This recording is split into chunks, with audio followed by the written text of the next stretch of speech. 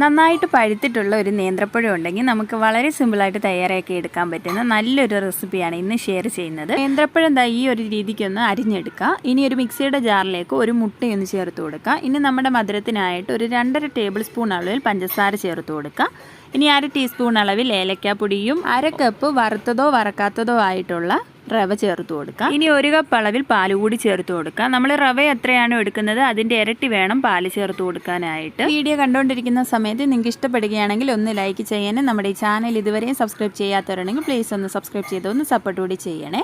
ഇനി ഒരു 2 നുള്ളു ഉപ്പ് ചേർത്തു, 1 നുള്ളു ബേക്കിംഗ് സോഡയും ചേർത്ത് കൊടുത്ത് ഇത് നന്നായിട്ടൊന്ന് ബ്ലെൻഡ് ചെയ്തെടുക്കാം. എന്നിട്ട് ഇനി ഇതൊരു ബൗളിലേക്ക് ഒഴിച്ചു കൊടുക്കാം. ഇനി നേരത്തെ അരിഞ്ഞു വെച്ചിരിക്കുന്ന നേന്ത്രപ്പഴം ഇതിലേക്ക് ചേർത്ത് കൊടുക്കാം. 1/2 ടീസ്പൂൺ അളവിൽ നെയ്യ് കൂടി ചേർത്ത് നന്നായിട്ടൊന്ന് മിക്സ് ചെയ്തെടുക്കാം. ഇനി ഒരു പാനിലേക്ക് കുറച്ച് നെയ്യ് ഒന്ന് സ്പ്രെഡ് ചെയ്ത് കൊടുത്ത ശേഷം നമ്മൾ തയ്യാറാക്കി വെച്ചിരിക്കുന്ന ബാറ്റർ ഇതിലേക്ക് ഒഴിച്ചു കൊടുക്കുക. ഇനി ഇതൊരു ലോ ഫ്ലെയിമിൽ 10 മിനിറ്റ് നേരം വെച്ച് നമുക്കിതൊന്ന് വേവിച്ചെടുക്കാം. 10 മിനിറ്റ് കഴിയുമ്പോൾ ഇതൊന്ന് തുറന്ന് നോക്കി മുകൾ ഭാഗം ഇതുപോലെ ഒട്ടിപ്പിടിക്കുന്നില്ല എന്നുണ്ടെങ്കിൽ നമുക്കിത് വെന്ത് കിട്ടിയിട്ടുണ്ട്. അപ്പോൾ നിങ്ങൾക്ക് മുകൾ ഭാഗവും ക്രിസ്പിയായി കിട്ടണമെങ്കിൽ വേറൊരു പാനിലേക്ക് കുറച്ച് നെയ്യ് സ്പ്രെഡ് ചെയ്ത ശേഷം ഇതൊന്ന് തിരിച്ചിട്ട് 1 മിനിറ്റ് നേരം ഒന്ന് വേവിച്ചെടുത്താൽ മതി. അപ്പോൾ ഇത് നന്നായിട്ടൊന്ന് ചൂടാറിയതിന് ശേഷം നമുക്കിതൊന്ന് കട്ട് ചെയ്ത് കഴിക്കാവുന്നതാണ്. സൂപ്പർ ടേസ്റ്റാണ്. ഒരു തവണയെങ്കിൽ നേന്ത്രപ്പഴമൊക്കെ ഉണ്ടെങ്കിൽ ഇതുപോലെ ഒന്ന് ട്രൈ ചെയ്ത് നോക്കുക.